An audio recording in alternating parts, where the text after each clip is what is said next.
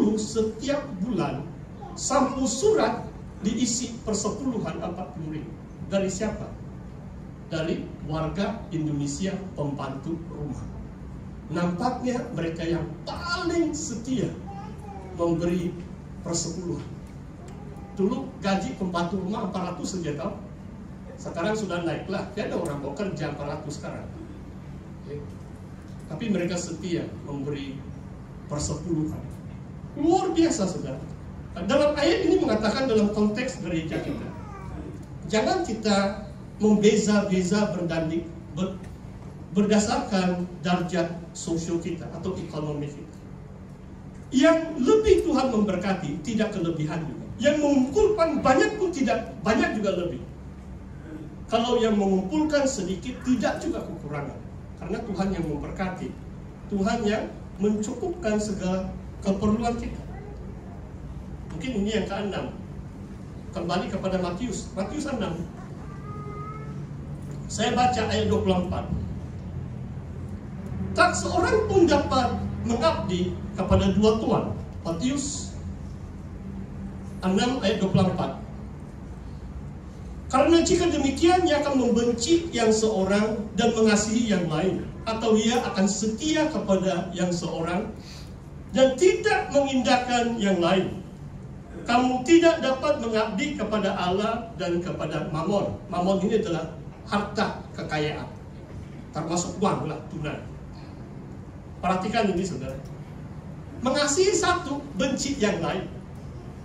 Siapa berani di sini mengatakan saya benci uang? Wah, susah. Saya tidak minta kamu angkat tangan. Tapi mungkin kamu sudah dengarkan kesaksian pastor. Ada masa-masa saya berani, saya benci uang. Itulah saya pilih menyerahkan segala sesuatu, mengabdi diri saya kepada Allah sebagai hamba Tuhan sepenuh masa. Saya bersaksi, saya tidak mau berlebih-lebih. Itulah saya katakan ada masa-masa tertentu saja. Kadang-kadang pun saya takut, kan? Siapa manusia yang tidak ada kekhawatiran? Walaupun Yesus perintah, jangan kamu khawatir. Tuhan Yesus memerintahkan supaya jangan kita khawatir.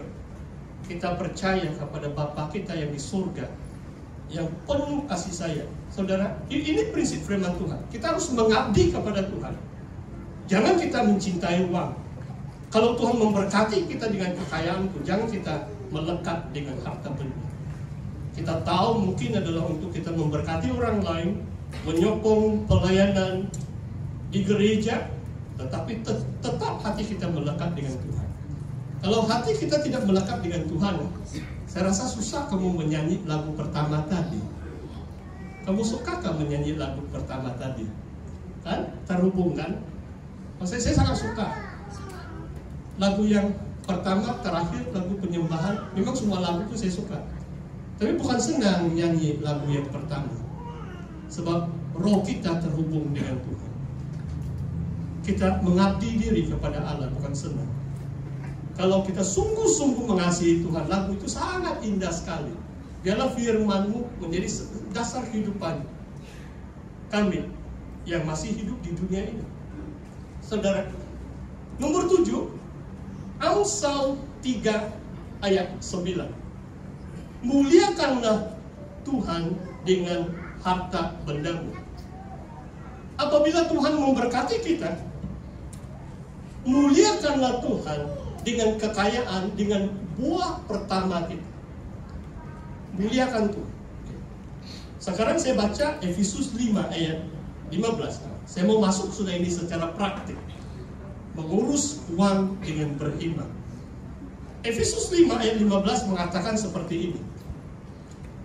Karena itu perhatikan dengan saksama, maksudnya kita perlu serius, perhatikan dengan saksama. Bagaimana kamu hidup? Janganlah seperti orang bebal, tetapi seperti orang arif. Maksudnya kita perlu kearifan, kebijaksanaan mengurus kehidupan kita. Tuhan memberi kita akal budi yang sudah diperbaharui dalam Kristus oleh Roh Kudus. Kita bukan serupa dengan zaman ini atau dunia ini. Akal budi kita diperbaharui sehingga kita beroleh hikmat dari surga. Bagaimana hidup bukan seperti orang bodoh atau orang bebal, melainkan orang yang arif. Saudara, Begini saudara, kalau orangnya arif, ini pasti beri contoh. Nanti sesi dialog mungkin banyak lagi ilustrasi dan contoh, maksudnya selepas ibadah persekutuan PMN. Katakan gaji kamu 2.000, nah, mulai sensitif sudah sekarang. Gaji sudah ini 2.000. Bagaimana kamu urus uang kamu dengan berhemat? Berdasarkan 7 prinsip firman Tuhan. Muliakan Tuhan dengan harta bendamu. Begini saudara, ujung bulan dapat elau. Putuskan dalam hati berapa saudara mau bagi dengan Tuhan. Kalau perpuluhan 200, tolak sudah tinggal 18. Okay? Nah, saya tidak mau kira IPF sumbalah, nanti kamu kira sendiri. Okay? Kedua adalah menabung. Dengar ini baik-baik saudara. Pertama adalah untuk Tuhan. Kedua 10% menabung. 2.000 kamu jimat 200. Sama ada kamu ada KWSP, pensiun bersara, kamu asingkan uang itu menabung. Okay? Menabung. Oh, tinggal 100, 1.600 sudah tahu. CCM kereta saya tulis ini 500, 9 tahun.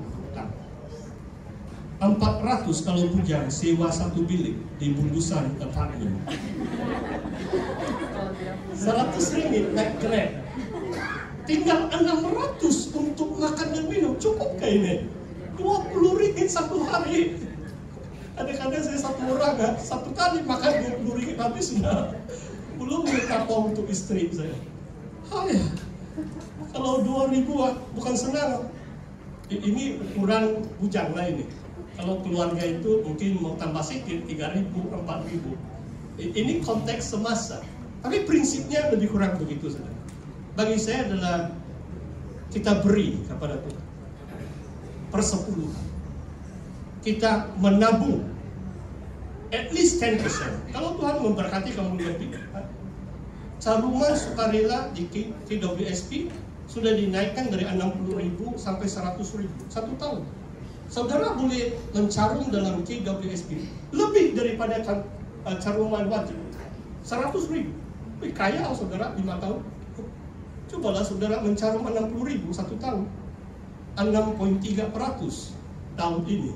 Karena istihar 2 minggu yang lalu. Wah, luar biasa kan? Saya tanya dengan murid-murid saya di Nemaus.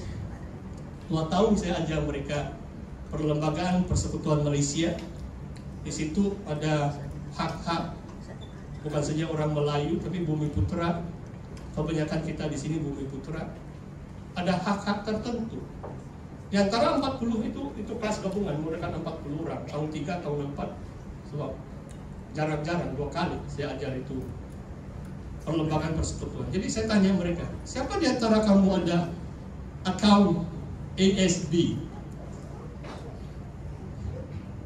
2-3 orang sih yang berani angkat tangan. Mungkin ada yang ada lah, tapi mereka tidak mau mengaku begitu. Takut mungkin guru minta pinjam. Tidak tahu lah itu. Haleluya. Tapi begini, jadi saya tanya lah, saya bilang kamu jujuran, jangan kamu bohong sama guru. Berapa duit kamu ada? Direct.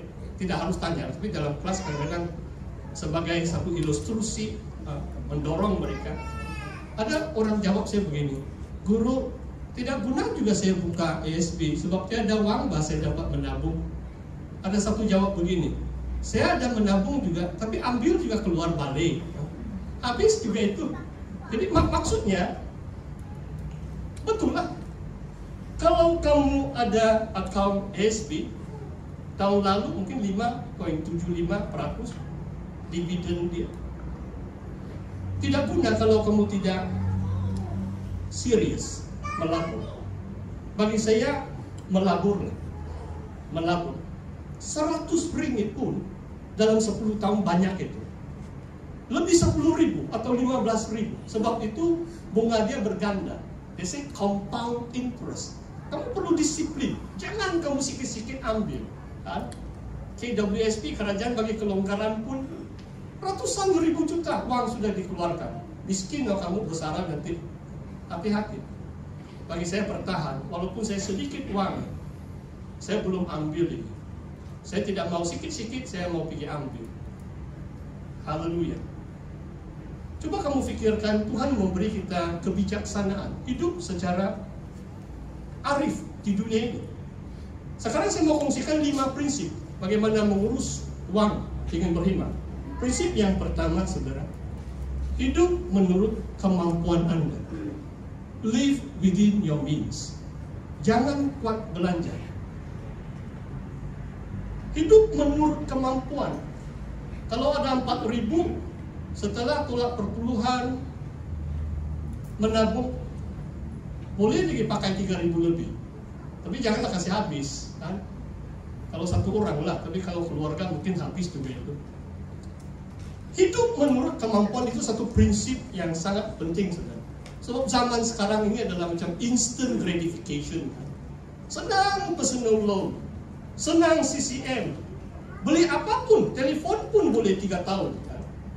3 bulan kena curi.